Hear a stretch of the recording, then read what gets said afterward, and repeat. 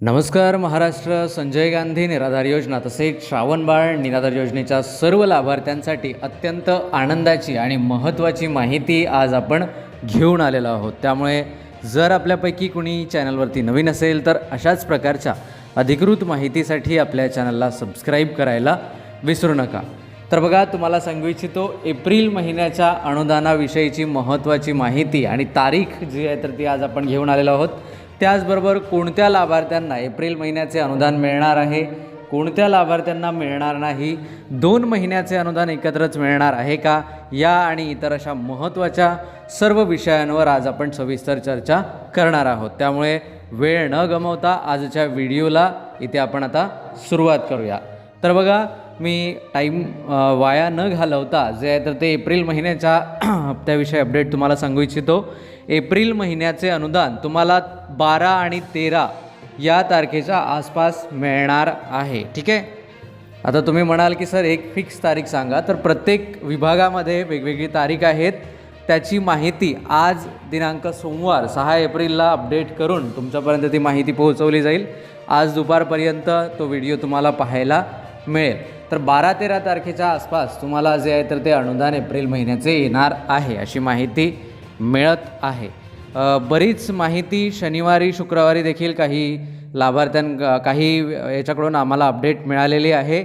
तर बघा, तुम्हाला सांगू इच्छितो की बऱ्याच तालुक्यांमध्ये अपडेट करण्याचे काम म्हणजे डॉक्युमेंट्स पडताळणी असेल, खास करून दिव्यांग लाभार्थ्यांचे UDID कार्ड अपडेट करणं असेल, अशा पद्धतीचे जे कामं आहेत तर ते चालू आहे. आणि त्याचा प्रेस नोट म्हणजे छोट्या छोट्या प्रेस नोट जे आहे तर त्या तालुक्याच्या ठिकाणी किंवा जिल्ह्याच्या ठिकाणी जिल्हाधिकारी आणि तालुका स्तरावर त्यांच्या अधिपत्याखाली जे आहे तर ते काढण्यात आलेल्या आहे. ठीक आहे.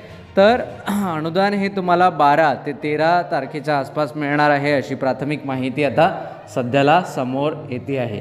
जशी तालुक्यांची माहिती निश्चित केली जाईल म्हणजे अपडेट केली जाईल तालुक्यांची यादी, तशी माहिती तुम्हाला कळेल की तुमच्या तालुक्यात एक्झॅक्टली अनुदान कधी येणार आहे. याआधी देखील आपण तुम्हाला ज्या ज्या तारखेला सांगितलेलं आहे त्याच तारखेला अनुदान लाभार्थ्यांच्या खात्यावरती जमा केल्या गेलेलं आहे. त्यामुळे जर तुम्ही ते व्हिडिओ पाहिले नसेल हरकत नाही, परंतु यापुढे जे आहे तर ते निश्चित तारीख आणि तुमच्या गाव तालुक्यानुसार सविस्तर माहिती जाणून घेण्यासाठी आपल्या चॅनलला सबस्क्राईब करून ठेवा, जेणेकरून ती माहिती तुमच्यापर्यंत येईल. आता महत्त्वाचा प्रश्न बऱ्याच लाभार्थ्यांकडून असा विचारला जातो आहे की सर, काही लाभार्थ्यांना एप्रिल महिन्याचे अनुदान आलेले नाही, काही लाभार्थ्यांना एप्रिलचे अनुदान आलेले नाही, तर दोन्ही जे आहे तर ते हप्ते एकत्र येतील का? क्षमा असावी, काही लाभार्थ्यांना मार्चचे अनुदान आलेले नाही, तर एप्रिल आणि मार्च दोन्ही एकत्र येतील का असा प्रश्न बऱ्याच लाभार्थ्यांकडून विचारला जातो आहे. तर बघा, अद्याप येईल अशी कुठलीही अधिकृत घोषणा झालेली नाही. ठीक आहे. कारण पैसे जे आहेत तर ते एकाच महिन्याचे, एका महिन्यामध्ये तो जो शासन निर्णय निघतो त्यामध्ये पैसे जे आहेत तर ते मंजूर होत असतात.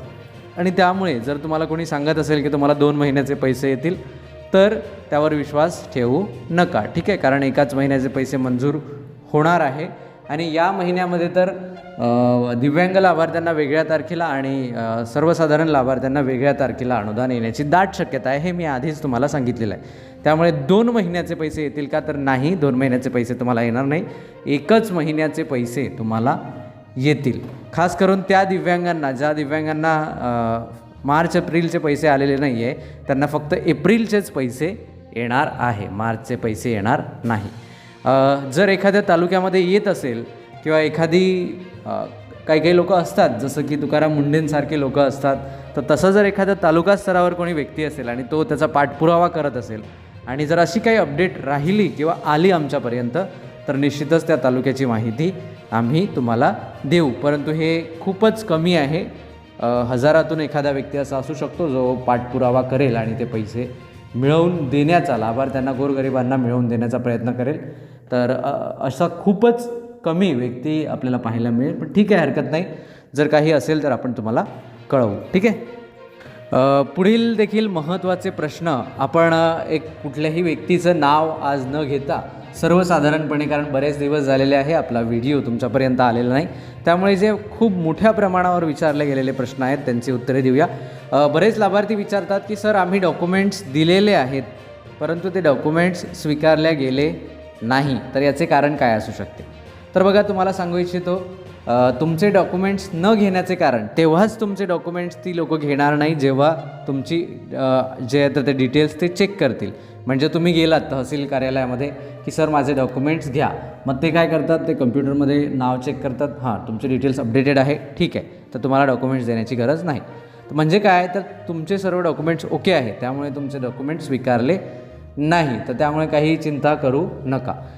जर एखाद्या व्यक्तीने म्हणजे कम्प्युटरवरती चेक न करता, यादीमध्ये चेक न करता जर तुम्हाला डॉक्युमेंट्स घेण्यापासून रोखलं असेल की आम्ही डॉक्युमेंट्स स्वीकारू शकत नाही, तर मात्र तुम्ही परत डॉक्युमेंट्स देण्याची गरज आहे, ठीक आहे.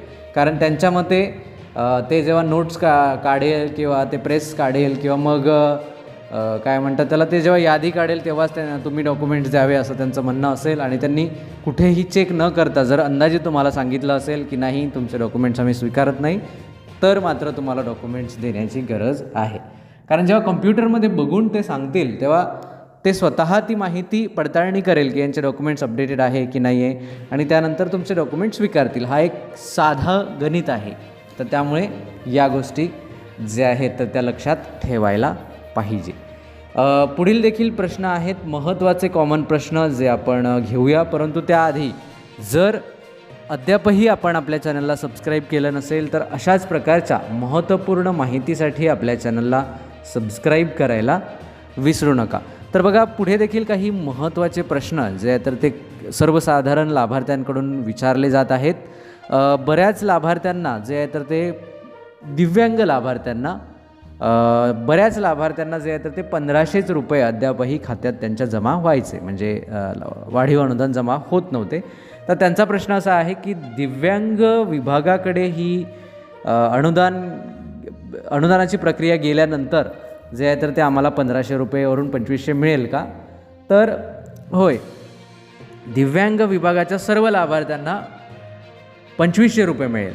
परंतु महत्त्वाचा प्रश्न हा आहे की तुमची नोंद किंवा तुम्ही दिव्यांग कॅटेगरीत आलेलाच नाही, त्यामुळे तुम्ही जरी दिव्यांग असाल तरीही तुम्हाला 1500 रुपये मिळेल. आणि ते दिव्यांग कल्याण विभागाकडून न मिळता तुम्हाला ते पैसे जे आहे तर ते सामाजिक न्याय विभागाकडून मिळणार आहे. त्यामुळे जर तुमची दिव्यांग नोंद झालेली नसेल, तुमचे डॉक्युमेंट्स अपडेट नसेल, तुमचं जे दिव्यांग प्रमाणपत्र आहे तर ते नवीन फॉर्मॅटनुसार नसेल, सर्वसाधारणपणे तुमचं प्रमाणपत्र असं असलं पाहिजे ज्यामध्ये एका साईडला महाराष्ट्र शासन आणि दुसऱ्या साईडला भारत सरकारचा लोगो असेल, त्याच्या खाली साईन असेल, असं A4 साईज, जसं तुमचं तुम्ही जे बाकीचे सर्टिफिकेट काढत असता, कास्ट सर्टिफिकेट वगैरे, तर त्याप्रमाणे फक्त कास्ट सर्टिफिकेटवर एकाच साईडला महाराष्ट्र शासनाचा लोगो राहतो, परंतु दिव्यांग प्रमाणपत्रावर दोन्ही साईडला भारत सरकार आणि महाराष्ट्र शासनाचा लोगो राहील. तर तसं जर सर्टिफिकेट तुमच्याकडे नसेल आणि त्यावर हाताने लिहिलेलं असेल, सही व्यतिरिक्त जर काही आणखी हाताने लिहिलेलं असेल,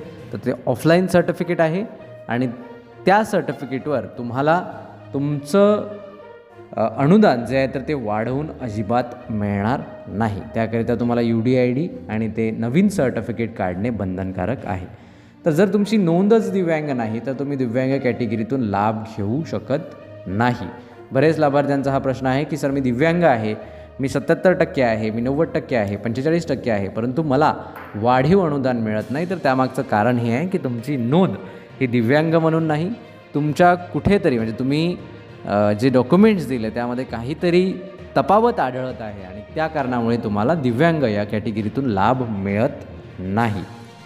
अशा प्रकारे बरेच प्रश्न जे आहेत तर ते लाभार्थ्यांचे आपल्याकडे आलेले आहेत.